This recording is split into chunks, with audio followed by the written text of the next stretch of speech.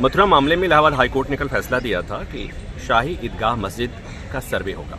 उस फैसले के खिलाफ मुस्लिम पक्ष सुप्रीम कोर्ट आ गया था और मांग की गई थी कि हाईकोर्ट के उस आदेश पर रोक लगा दिया जाए। सुप्रीम कोर्ट ने रोक लगाने से इनकार कर दिया। हमारे साथ हिंदू पक्ष के वकील, जिन्हें मैं भगवान का वकील करता हूँ, विष्णु शंकर जैन है।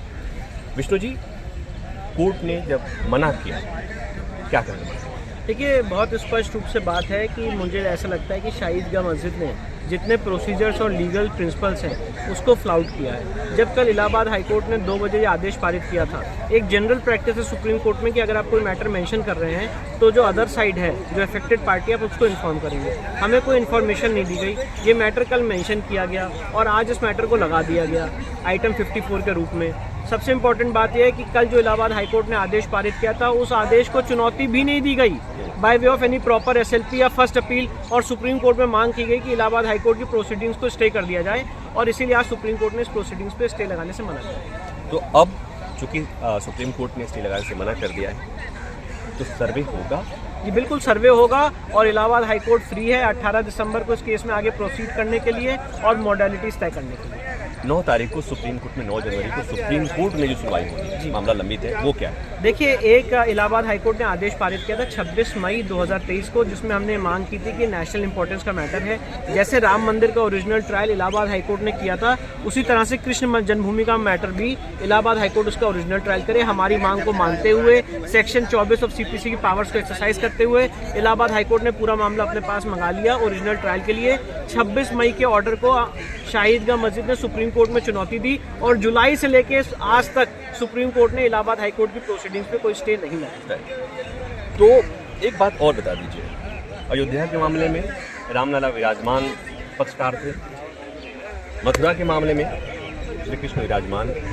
अब एक बात और बताइए, अयोध्या के मामले में भी सर्वे हुआ था, ज्ञान वापी के मामले में भी सर्वे हुआ, और अब मथुरा के मामले में भी सर्वे होने जा रहा है। देखिए, इस तरह के जो जटिल मामले होते हैं, जहाँ पे हम 1000 साल पहले के इतिहास की बात कर रहे हैं और जहाँ पे एक पक्ष का केस है कि ये जो तथाकथित मस्जिद है ये भग्नावशेष पे बनी हुई है हिंदू मंदिर के, तो इस तरह के पेचीदे मामले में सर्वे करना जरूरी होता है, क्योंकि एक पार्टी अपनी बात को सिर्फ और सिर्फ हिस्टोरिकल एविडेंस के आधार पर प्रूव नहीं कर सकती है।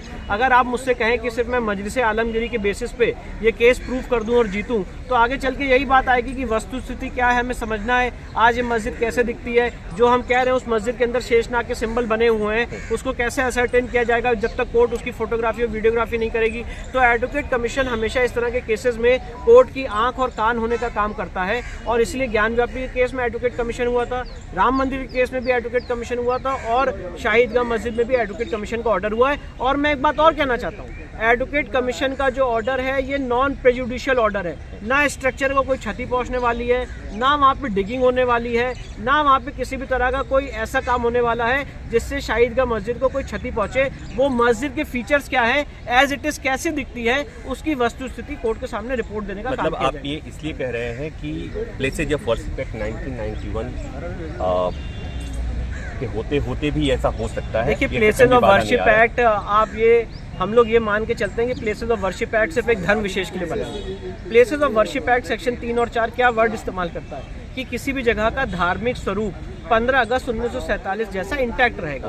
अब धार्मिक स्वरूप उस जगह का क्या है ये तो उस जगह पे जाके ही पता चलेगा, पर जब कोर्ट उस जगह पे जाने के लिए भेज रही है तो दूसरा पक्ष कह रहा है कि नहीं भेजा ना जाए, यहाँ पे तो बड़ी दिक्कत हो जाएगी, हम बड़े प्रेजुडिस हो जाएंगे। तो मैं ये कहना चाहता हूँ कि अगर कोई आदमी किसी मंदिर परिसर के अंदर घुस के वहाँ पे मस्जिद तामील कर ले जिसके टाइटल डॉक्यूमेंट्स मंदिर के पास हों और आप गलत कब्जा कर ले, तो वहाँ का धार्मिक स्वरूप क्या होगा? जो 13.37 एकड़ जमीन है जो भगवान कृष्ण में निहित है, वेस्ट करती है, उसका धार्मिक स्वरूप क्या होगा? ऑब्वियस सी बात है, प्लेसेस ऑफ वर्शिप एक्ट के हिसाब से मेरा ये केस और आपके सामने कंटेंशन है कि शाही ईदगाह मस्जिद ने प्लेसेस ऑफ वर्शिप एक्ट के सेक्शन 3 का उल्लंघन किया है और वहाँ पे गलत ढंग से मस्जिद तामील की है, और प्लेसेस ऑफ वर्शिप एक्ट इस केस में हमारे पक्ष में अप्लाई किया। एक बात और लास्ट में, वो प्लेसेस ऑफ वर्शिप एक्ट को भी आप लोगों ने चुनौती दी। यस, बिल्कुल। और सुप्रीम कोर्ट में नोटिस जारी किया। उसके बाद क्या है? देखिए, सुप्रीम कोर्ट में उस मैटर में केंद्र सरकार से जवाब मांगा गया है। केंद्र सरकार ने अभी तक अपना स्टैंड क्लियर नहीं किया है, और वो जो हमने सुप्रीम कोर्ट में रिट पिटीशन दायर की है वो इस मंशा से की है कि जो इस देश के बड़े बड़े बैरिस्टर हैं उनका ये लीगल नैरेटिव है और ओपिनियन है